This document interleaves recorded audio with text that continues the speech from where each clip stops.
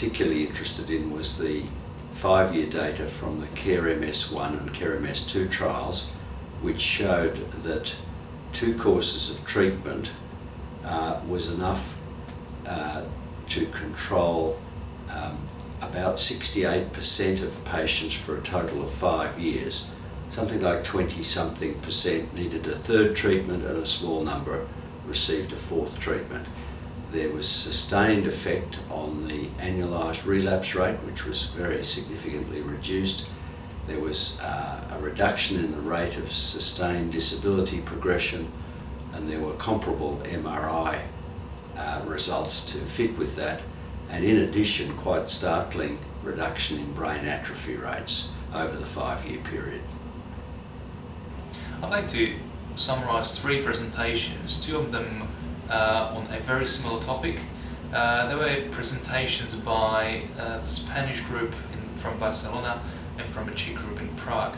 Both groups have looked at predicting future of the patients with early multiple sclerosis, or as we call it, clinically isolated syndrome. These were people who presented to their neurologist for the first time with a clinical presentation suggestive of multiple sclerosis. And the Spanish group has identified several potential predictors of future development of clinically definite MS, and they have identified them as being age. So older people are more likely to convert to clinically definite MS, abnormal cerebrospinal fluid, and abnormal MRI at the time of their first presentation.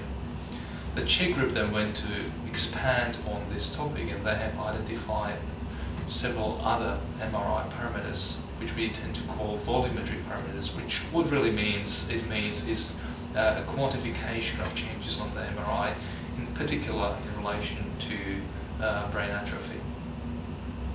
The third study that caught my attention is on a different topic, is on a topic of treatment with natalizumab, which is a commonly used therapy, highly effective therapy in MS, but unfortunately it is associated with a risk of developing an infectious brain inflammation, which is called PML, or abbreviated as PML, or progressive multifocal encephalitis. At the moment, we are able to screen our patients for the risk of developing this condition, but unfortunately for many patients, being at a higher risk means that they discontinue therapy. So this group in USA has looked at the possibility of, rather than discontinuing therapy altogether, reducing the dose by extending the interval between infusions of natalizumab from the usual 1 month to 2 months. And they have found that this extension of the interval didn't result in any reduction of effect of the drug, but probably the study was suggestive that may reduce the risk of developing PML. For me, the highlight of the conference was a session given by Professor Alan Thompson, where he discussed the changes that we've observed over the last few years in approaching progressive MS.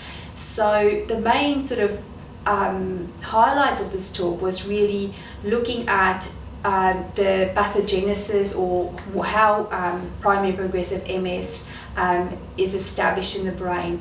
And what was very interesting is this view of progressive MS being a disease where inflammation is actually compartmentalized in the brain itself. So what this basically means is that under a microscope, you can see a lot of inflammation in the brain of people with primary progressive MS, but this is not reachable by the usual immune mechanisms, with cells unable and drugs unable to penetrate to that level into the brain to get to these immune cells, causing inflammation in people with primary progressive MS, which really would help us understand why drug therapy so far has not really worked for people with progressive MS phenotypes.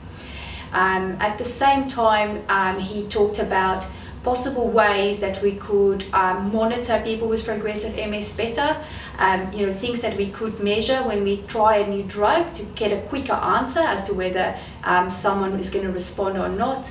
And in particular, the role of MRI and imaging the grey matter of the brain was very interesting, as well as some more advanced MRI techniques, particularly magnetization transfer ratio imaging seems to be very useful. There was also some blood biomarkers, firstly genetics, with people with progressive MS being positive for HLA-DR1501, having a higher risk of progressive MS, and also that there's perhaps some increased levels of a molecule called GABA, which could perhaps give us some ideas on how to measure disease activity in this group of people. The other big highlight was really looking at treatments for progressive MS, and probably one of the most talked about features of this conference was the results of the Oratorio trial that was discussed. So this was the first study ever to show where a drug is shown to be clinically effective in primary progressive MS. So this study, which was sponsored by a sub-company of Roche Pharmaceuticals, tested a drug called ocrelizumab in 730 people with primary progressive MS. What was different about this study was that the study was continued for a much longer duration, and actually they continued the study until all of the participants had at least 120 weeks of treatment, and they then also looked at some clinical markers which showed them when to stop the trial. And what they showed was that at 12 weeks there was about a 25% reduction in disability progression in this group of patients, which was statistically quite significant, and a similar result was seen when they looked at 24 weeks or 6 months after starting the trial, that you could already see a plateau in the progression of the disease.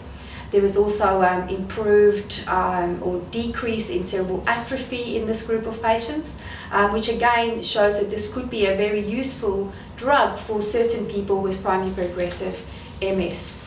The safety profile of the drug also was quite comparable to that of other drugs, and it requires 2 infusions every 6 months, which is really quite doable. So we're really hopeful that this will become available to us to treat our patients in the next year or so in Australia.